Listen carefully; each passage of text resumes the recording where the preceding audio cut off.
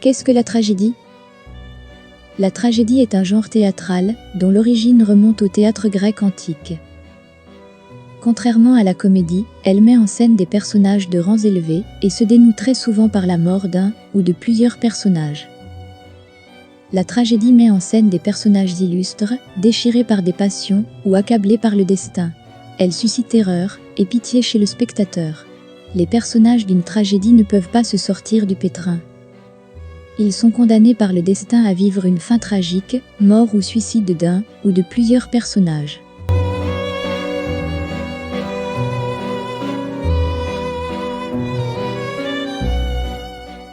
La tragédie est née en Grèce, sans doute au VIe siècle avant Jésus-Christ. Au cours des fêtes données en l'honneur de Dionysos, les grandes Dionysies, le tyran Pisistrate institue à Athènes un concours de tragédie, 534 avant Jésus-Christ. La tragédie grecque est un spectacle en plein air composé de chants chorales, de danse et de dialogue. Le chœur, qui comprend une quinzaine de personnes, chante, danse et commente l'action. Les acteurs, au nombre de 3, portent des masques, ils peuvent être amenés à tenir plusieurs rôles. L'acteur le plus important, le protagoniste, joue les grands rôles. Les 3 plus grands dramaturges grecs, Échille, Sophocle et Euripide, ont vécu au 5e siècle avant Jésus-Christ. Tous les 3 ont privilégié l'action, aux dépens du chant. La plus ancienne tragédie qui nous soit parvenue est écrite par Échille. De celui-ci, nous n'avons conservé que 7 pièces, notamment les Perses et la trilogie de l'Orestie. Des 126 pièces que l'on attribue à Sophocle, il n'en reste que 7, Antigone, Oedipe, Électre, etc. Euripide, enfin, a vécu une époque de défaite pour Athènes et de décadence pour la tragédie. Nous avons conservé 6 de ces pièces, Iphigénie à Aulie, Alceste, Électre, Andromaque, les Troyennes, Hélène. La tragédie classique. Le modèle de la tragédie classique s'est établi en France, dans la seconde moitié du XVIIe siècle, par opposition au modèle espagnol. Les sujets des pièces espagnoles étaient alors modernes avec des décors variés. Le comique et le tragique s'y mêlaient, Corneille est l'héritier de ce modèle dans le Cid. Dans la tragédie classique, l'intrigue est simple, un seul fait, et se déroule dans un lieu unique, en une seule journée. C'est la règle des 3 unités. Écrite en alexandrin, la pièce s'organise en 5 actes. L'exposition, acte 1, la progression de l'action, acte 2 et 3, retardée par l'acte 4, puis le dénouement malheureux, acte 5. Les meilleurs représentants de la tragédie classique sont sans nul doute Pierre Corneille et Jean Racine. Corneille a le plus souvent choisi des sujets dans l'histoire romaine, Horace, Cinna, Nicomède, Suréna, etc. Malgré Britannicos, Bérénice et Bajazet, dont le sujet est oriental, Racine s'est davantage inspiré de légendes grecques, Andromaque, Iphigénie, Phèdre.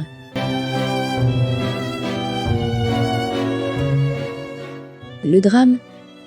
Au XIXe siècle, à l'imitation de Shakespeare, que l'on commençait à jouer en France, Victor Hugo a écrit des drames, Hernani, Ruy Blas, Lucrèce Borgia, etc. Tragiques et comiques, sublimes et grotesques y sont mêlés. Les unités de temps et de lieu sont dénoncées comme trop artificielles.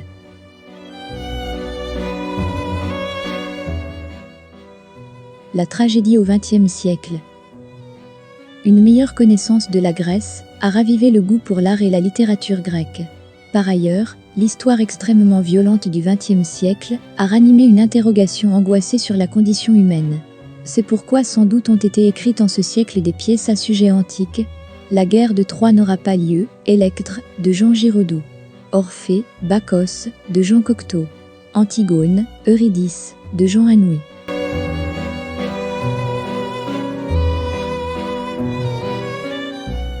Les caractéristiques de la tragédie. Le sujet des tragédies. Les dramaturges grecs choisissent généralement pour intrigue des légendes héroïques, connues du public. De la même façon, la tragédie classique privilégie les sujets antiques. Les héros de tragédie sont donc distants du public. Ils n'appartiennent pas tout à fait au même monde. Le héros tragique. Cette distance est encore accentuée par la condition sociale des personnages de tragédie. Tous sont illustres, issus de la noblesse.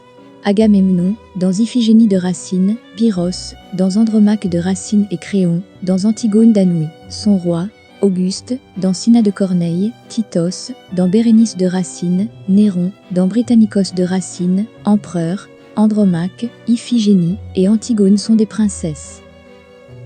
Les malheurs qui frappent ces êtres, exemplaires, n'en sont que plus édifiants pour le commun des mortels.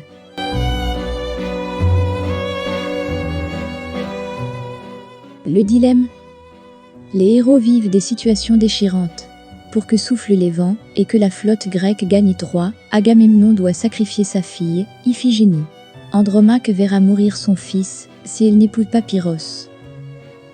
Les personnages sont généralement pris entre leur passion et la question du pouvoir, du rang à tenir. Tout au long de la pièce, ils tentent de résoudre ce dilemme, à travers des monologues ou de longues tirades, alors que le spectateur sait que l'issue en sera malheureuse. Chez les Grecs, le destin est le plus fort. Les malheurs punissent parfois une faute commise par un ancêtre, l'Orestie, en guise d'exemple. Dans la tragédie classique, ce sont les passions qui aveuglent les hommes et les rendent malheureux.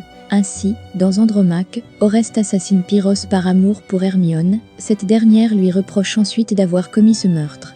Dans Phèdre, l'héroïne, jalouse, perd Hippolyte aux yeux de son père, qui le maudit et provoque sa mort.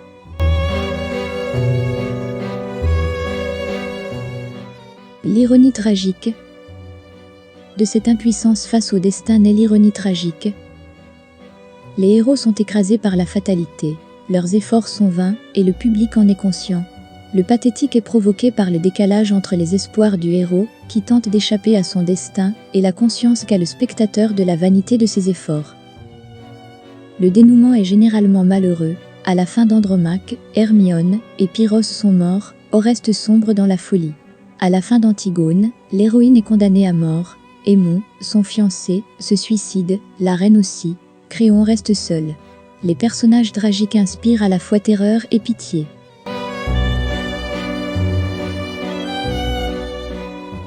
La catharsis. L'ambition de la tragédie, chez les Grecs, comme pour les classiques, est de montrer des personnages qui se perdent pour avoir défié les dieux ou s'être laissés submerger par leur passion. Leur destin tragique nous dissuade de suivre leur exemple. D'autant qu'en nous identifiant au héros, nous avons, à travers lui, éprouvé ces terribles passions. Au cours de la représentation tragique, nous subissons une sorte de purification, catharsis en grec, qui nous libère des tentations les plus dangereuses.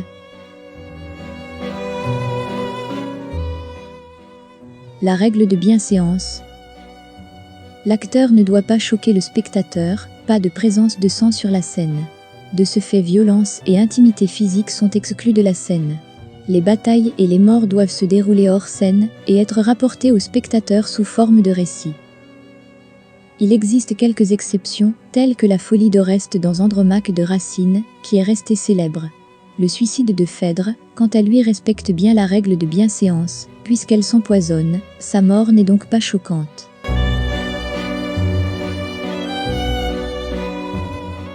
Les principaux auteurs et leurs œuvres.